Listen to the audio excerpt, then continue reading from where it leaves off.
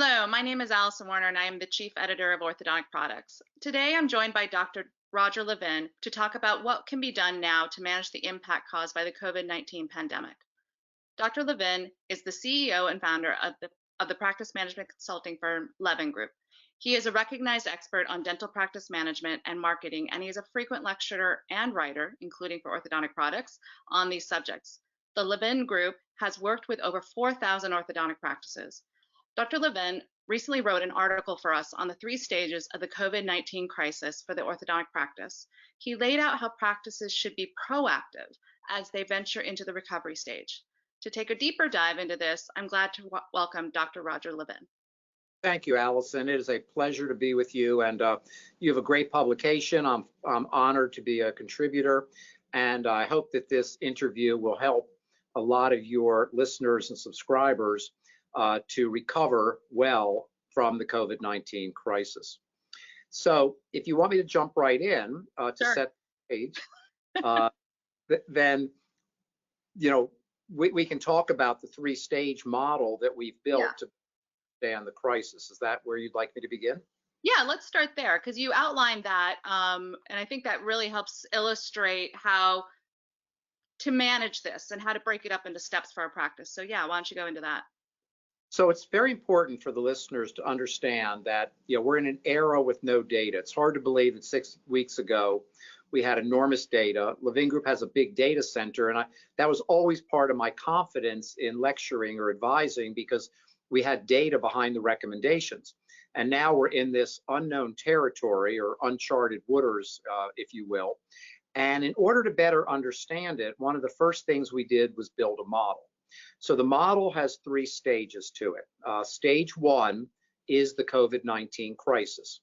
We're still in it because many of your listeners at the time of this interview, it'll change quickly, are still at home and practices are basically shut down. Some of them are seeing emergencies, many of them are not.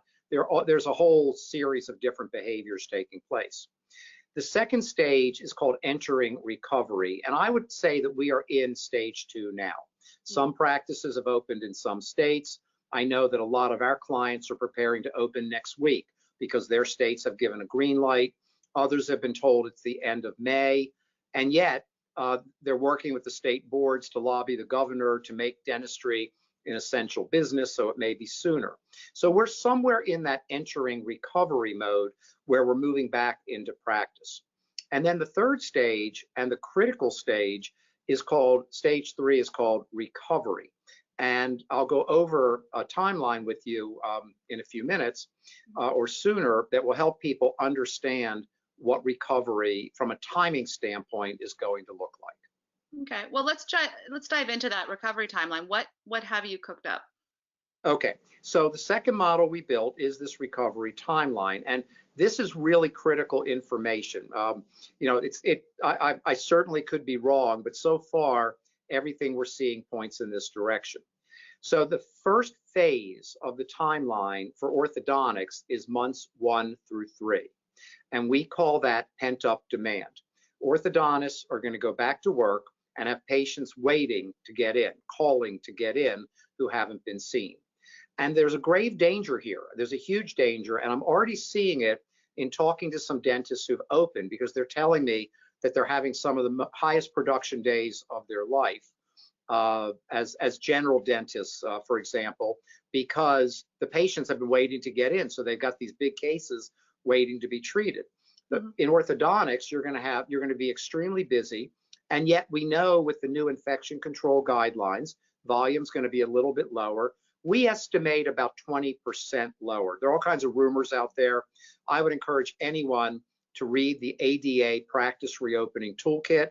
It is practical. It's 19 pages, but it's good. Your staff should read it, and it's not over the top. I think they've done a nice job in what they put together. It's rational. And we're currently estimating it'll be about a 20% lower volume, at least for now. All right, so what happens is you reopen your orthodontic practice, you are busy as can be, and you start to think it's business as usual. It might even be better than business as usual. I've had some very optimistic conversations with dentists over the last week. The problem is you're living off pent-up demand. And what's going to happen is, that busyness or feeling of normal is going to go away in phase two. So the statement I've been making is it is not business as usual. It will never be business quite as usual again. And as a leader, orthodontists must communicate this to their teams, because I'm seeing practices reopen and going back to old habits, except for slowing down a little bit and a little new infection control, which, by the way, everybody's adapting to pretty well. It's not so bad. Unfortunately, I'm old enough to remember the AIDS crisis of the 1980s. I was in practice then. That's when we had to start wearing gloves. There was a total annoyance in the profession about that. Right. You couldn't get gloves. You were washing them in between patients, and we all got used to gloves. So we're all going to be fine. And most orthodontic practices, I do want to mention, will be fine, but you are going to have to take the right steps. So phase one is going to be very busy. You're figuring out your systems, you're figuring out infection control, you're figuring out volume, and you're going to feel really, really busy. But then you're going to hit phase two, which we call declining production. And this, I don't want to be depressing, but I'm also the person who's going to tell you what I think is really going to happen. And I'll give you some evidence of this in just a moment. So phase two, the pent-up demand goes away. There aren't going to be as many new patients, most likely, as there were pre-COVID-19. Orthodontic marketing is going to be very different and not effective in the same areas that it was 6 weeks ago. People have changed in this crisis. Right. So a lot of things people were doing are not going to work as well. Plus competition, not just amongst orthodontists, but every business in the world is going to go crazy marketing the minute they can, because they've been shut down. Everybody's trying to bounce back and recover. So it's very important now that I take a moment to explain to our audience that every practice is facing a business turnaround. And fortunately, there's academic science behind how to do a nice business turnaround successfully, but most people don't know anything about that. So part of the business turnaround is recognizing that changes have to be made almost from the start. So in phase two, we're going to see production start to decline, and we estimate that practices will be down between 15 and 50% in the first 12 months. And what's the difference in that big gap? It depends how well they put in place their plan for strategic recovery. Okay. So that takes us then to phase three, which happens from months 6 through 12. Although, as I've been telling people, and Allison, you and I talked about it, my own thinking is evolving every couple days as we get new information. We've been doing very, very deep work here. We've been working 12 to 14 hours a day with one goal: how can we help the profession since COVID-19 emerged? And phase three might actually be 6 to 24 months. I'm beginning to move in that direction. Phase three is the recovery phase of the timeline. And this is where you start to build back. Now, unfortunately, every practice will not make it. If it was really in bad shape before COVID-19, it's going to have a rough recovery. Most practices will be fine if they apply the right high-value strategies to each stage and each phase of the timeline. Okay, let's talk about the strategies that practices can take to recover faster and better now knowing this timeline. Excellent. Yeah, that is the most important subject.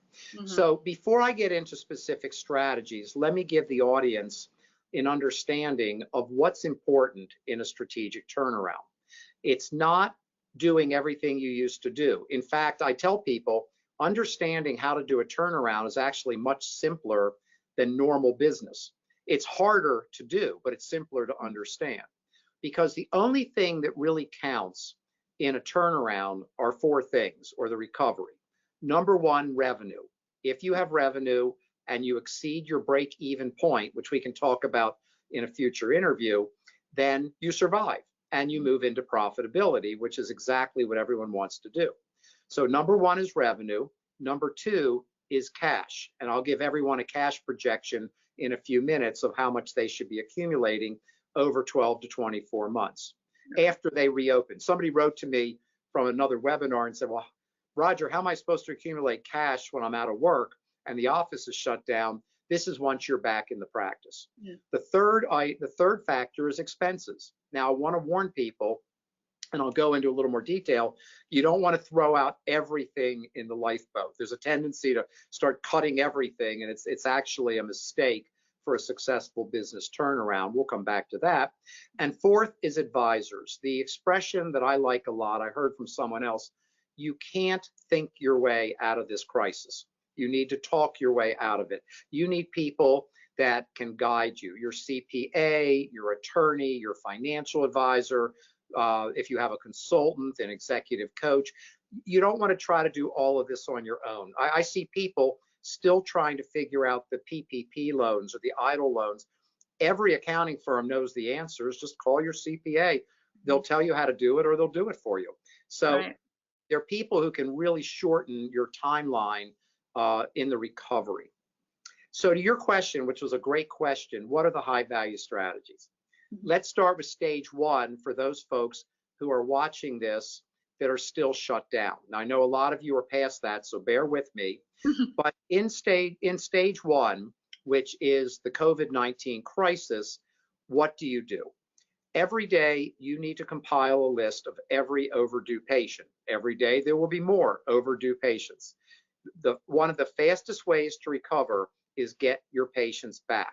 Now, in orthodontics, we know, and again, let me explain why we know this. I went back to the 2008, 2009 recession, the longest, deepest recession in United States history. But also for our younger orthodontists, it was the first recession ever that hurt dental practices. Up until 2008, economists would say that dentistry was a recession-proof business. We could have a recession, the practice was fine. So 2008 and 9, that changed. And 75% of orthodontic practices declined in production between 2008 and 2012. So that recession was the first time we had a big hit. And what did we see? We saw some patients that never came back. Well, we're going to see more now because this crisis also has a health scare. So you're going to have some people afraid to come in. That's compounded by aligners. When people have aligners, it's much easier to say, okay, I'm not going back. I'm not paying anymore. I've had enough. I'll just stop putting them in my mouth. And somehow they think that'll be okay. They don't understand the biodynamics and all of that. But this isn't a clinical analysis. This is a business analysis. Number two, fewer new patients are coming in. So what you want to do, because they're both afraid and or economically challenged, and I'll give strategies for both of those momentarily. So you want to compile a list of all of your overdue patients every single day. And the goal for when you reopen is to have contacted all of those patients and scheduled as many as possible. Now, scheduling has to change. First of all, you need to build a brand new schedule, and you need to do it now. If you're back in practice, you might still need to do it. And you build the new schedule around extended hours, first of all. I know these aren't popular thoughts, but business turnarounds are also characterized by hard work, and those who work hard will be fine. So extended hours means evenings and weekends initially for two major reasons. One, if you have hours for people to come in, then they'll stay with you. You've got a lot of parents and patients who are going to be going back to work. They've used up their vacation time. They've used up their PTO, and they are not going to take time off of work to come into the ortho practice. Number two, if you have extended hours, you bring in more patients. And even though orthodontics typically looks at production as a start, like, oh, today we produced $5,000 on a new patient, it's actually not true. As you service the patient, you're supposed to be allocating the funds, the money that they're paying, and it doesn't matter. There's nothing wrong with the way it's being done, but you've got to get these patients moving along. So the more patients you get in, the more production you have, the more revenue you have, and revenue is the key to a successful business turnaround. That's how you survive, and that's how you move into profitability. So you build a new schedule, and then you also need to build the schedule based on How many chairs will you be using? Have you put up partitions between the chairs? Do you have to leave chairs open? And you build that schedule to maximize production. Again, as I said, we're assuming a 20% lower volume, and that should work well for most practices.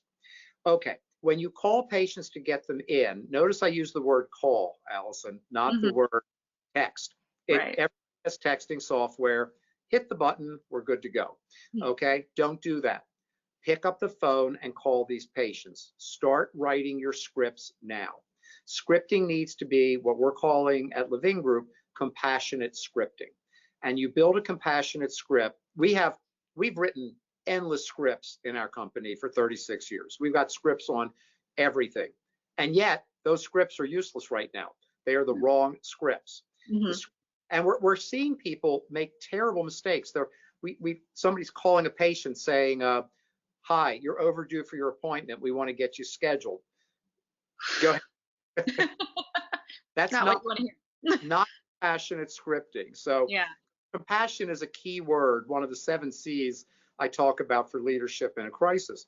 So the way you build compassionate scripting is you always start off by acknowledging the situation that we're in, wishing people, that they're healthy and safe. You tell them why you're calling.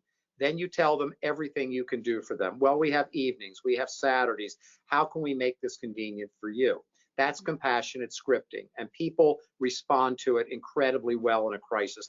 They're looking for anchors to link themselves to. Mm-hmm. So you call them because you need to talk also in your scripting about how you're going to keep them safe, and you also want to tell them about expanded financial options. Practices that think they're going to go back and do things the same way are in for a shock. After a crisis like this, everything changes. People change. There are people who have changed in the last 6 weeks, and they'll never quite be the same again. It's not better or worse, it's just different.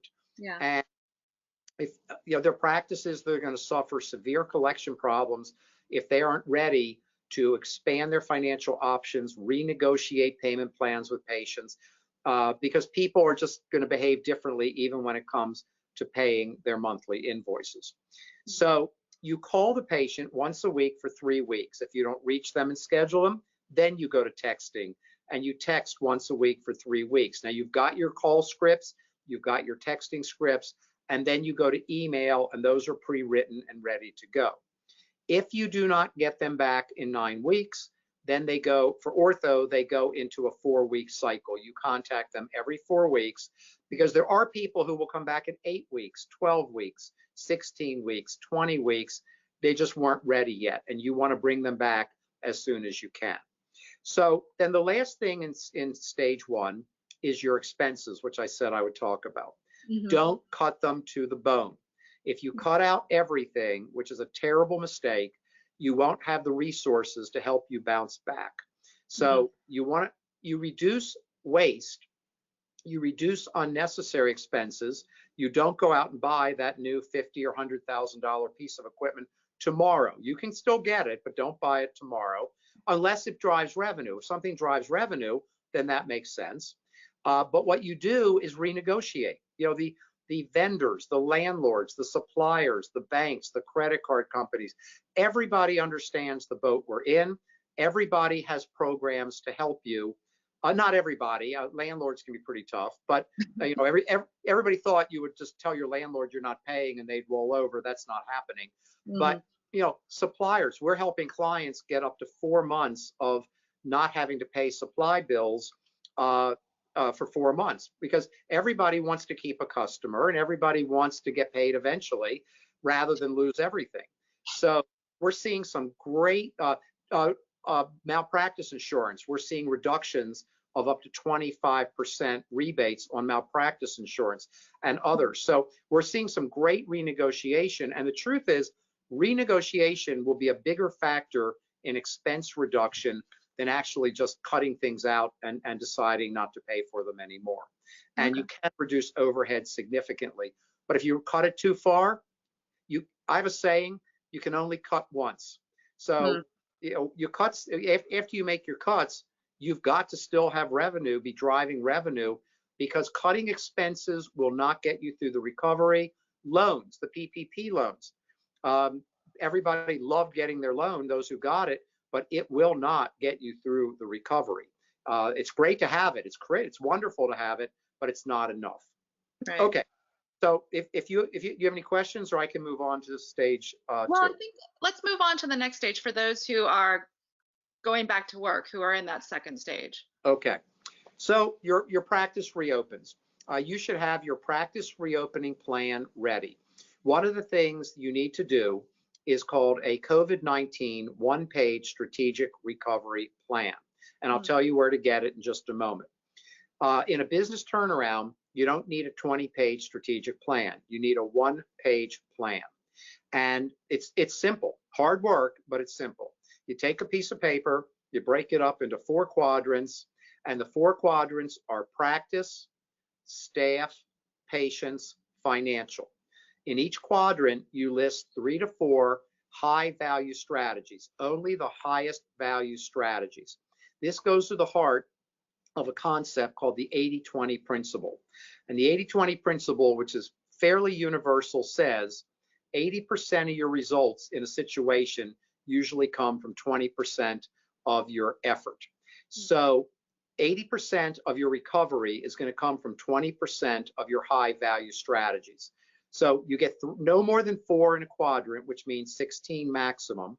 And if you get the right 16, you're going to recover and you're going to be fine.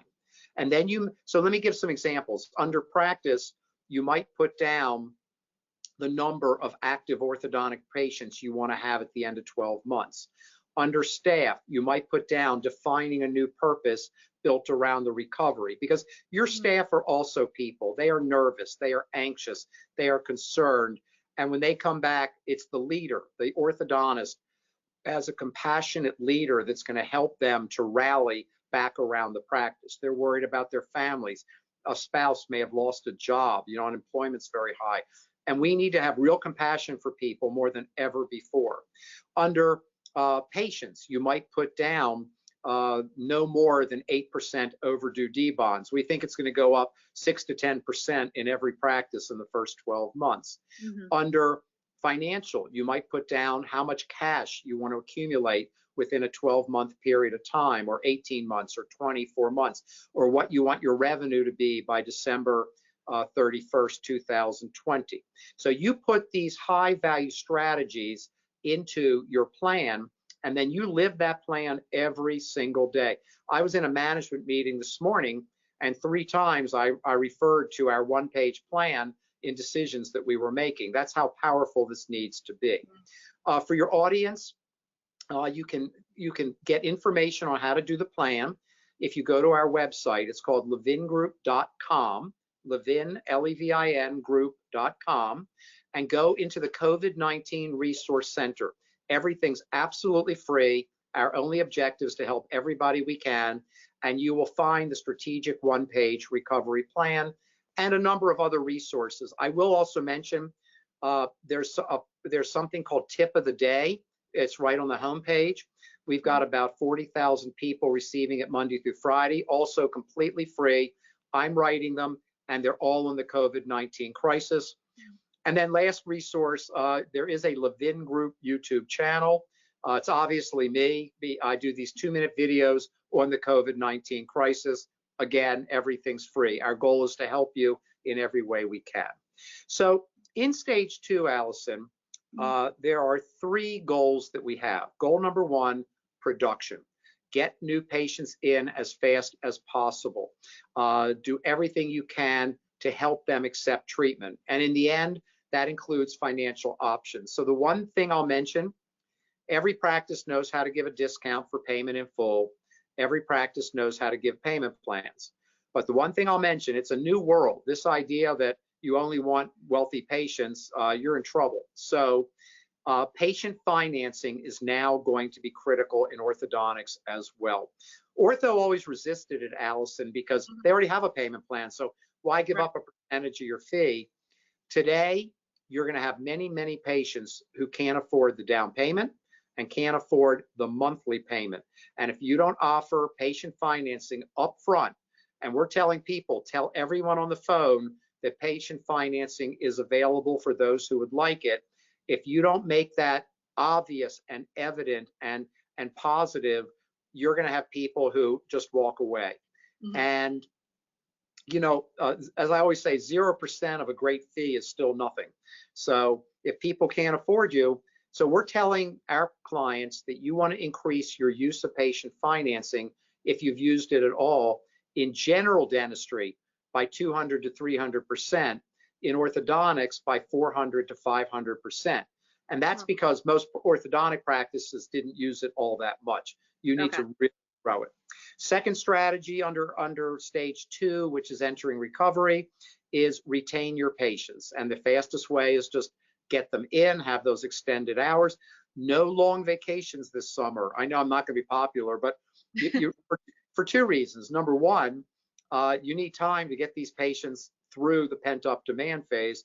And number two, if you're asking your team to work extra hours and work extra hard and focus on the recovery, and then you disappear for 10 days, that's not the leadership message you might want to send. And then third are those new patients. We do want to do marketing, but the best marketing going forward is going to be 2 things. And this is not 6 weeks ago. Your patients are one of your 2 best marketing sources, and the other one are referring doctors. Now, some of your listeners just said, well, wait a minute, Roger. They're going to do more ortho. They're going to do aligners and things like that. That's true.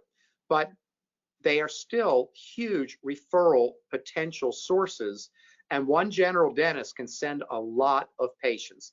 And we're going to see smart ortho practices have a resurgence of going back to build relationships with their referring doctors. And I'll talk about this in another interview with you, but we've built another tier on our referral recovery pyramid, which is called referring doctor success. And sometimes the questions are better than the answers. How is each listener going to help their referring doctors to be successful in the recovery? And that's a very high level question. We're working on that now, and those that answer that question are going to increase referrals from referring doctors exponentially. We're sure this is going to happen. So that's stage 2. Any questions about that, or I'll quickly cover stage 3 for you? Well, I think we'll go quickly into stage 3. I know, just so our viewers know, we are going to come back with a follow-up interview with Dr. Levin over the coming days, weeks. And so we'll go more in depth in some of this, but let's talk about that next stage. Great, happy to. So stage 3 is the recovery, and there are 3 things you need to do. In the recovery, you've got to completely rethink your systems.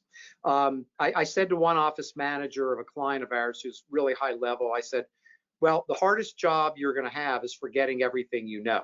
I realized the last 36 years have been an incredible career working with orthodontists and dentistry, and yet a lot of what I did that worked so well, I'm contradicting myself now a lot because it's a new era, and what worked then Right. will not work now. So the first thing you've got to do is solidify your systems. They have to be at maximum efficiency. What I'm telling orthodontists is this: you love your teams, and your teams got you here, and we need compassion, and you should treat them well, but they need to do what they tell you to do. In a business turnaround, and this is different than 6 weeks ago where people worked very hard and very dedicated, but they work by habits. We all have our habits, and we get to things when we get to them. So now, when you have a business turnaround, they always bring in a new CEO. And the new CEO says, okay, this business is in danger of going out of business. So I'm not going to do what's always been done. I'm going to study it and then determine what needs to happen. And what needs to happen is revenue. And you get revenue by new patients, by collections, by insurance reimbursements, by adding a service. You need revenue. And you can't collect money when you have time. You have to do it every single day. You can't track overdue patients and contact them when you have time. You need to do it every single day. And that's the new mantra. There are 8 things, and I'll cover them quickly, and we'll go over them again in one of those interviews you mentioned coming up. But in a turnaround, you don't have to measure 20, 30 things. We normally measure 25 key performance indicators in an orthodontic practice. You don't need to do that now. Remember, I said a turnaround is simpler to understand. It's just really hard to do. So the 9 KPIs or key performance indicators practices need to track, but track every single day. That's the new mantra. You can't wait a month to find out you've got a problem because that Right. business will be negatively impacted. So it's production, collection, revenue, cash, doctor income, number of active patients, expenses, new patients, and overdue D bonds, because overdue D bonds are really bad now. Not only are they 100% overhead, they eat up chair time in a lower volume office by 20%, where we need that chair time for productive procedures. So with that, we need to create highly efficient systems that are absolutely followed by the team. The systems and scripting are the key. Number two, cross-training the team. I'm very sad to say this. I have great compassion for everybody out there, but many orthodontic practices will not be able to keep their full team. Now, they won't know that till the second phase of the timeline, declining production phase. And that's when the pent-up demand is gone and the underlying fundamentals of the practice begin to reveal themselves. So if you have cross-trained people, you have flexibility for the expanded hours, or in the event that you need to slim down the team just a little bit. You may also have some team members who don't come back. There's a lot of Facebook and blog traffic on safety, a lot of bad information out there. That's another reason to send your team that ADA practice reopening toolkit. It's very, very good. And then the last one, I'll end here, is so critical: accumulate cash. And I'm working right now on a cash accumulation projection model that we'll be able to share at another time. We're developing things so quickly here. But the bottom line is, I'm recommending that orthodontic practices accumulate 4 months of cash. Now, you do that over 1 to 24 months. The first few months, you probably won't accumulate a lot of cash, but you need to get cash reserves. We don't know if this is coming back in the fall. We don't know if we're going to be shut down again. If you have cash, you'll survive. If you have cash, you're profitable. And if you never use the cash, it's still your income. It's just sitting there in the event that the practice needs it. I was talking to one client, and I said, the client said, well, why don't I just take it as income and I can give it back if I need to? I said, it's a very different psychology when you've got a cash account to use versus taking it out of your own savings. It's very, very different. So 4 months of cash, 90% of all dental practices, including ortho, had less than 1 month of cash on hand when COVID-19 hit. And that's just not safe. 4 months feels like a safe amount to get through anything that could occur in the future. So I hope this has been helpful. I hope it helps your listeners a lot. I think it will. And as I said before, we will be back to kind of dig a little deeper into some of this as Dr. Levin has started explaining. And so I would invite our viewers to check out Orthodontic Products Online for the latest orthodontic industry news. And we will be back probably in the next week or next couple of days with a follow-up video with Dr. Levin. So thank you for joining me today, Dr. Levin. Thank you, Allison. A pleasure. Great. And to our viewers, take care and stay safe.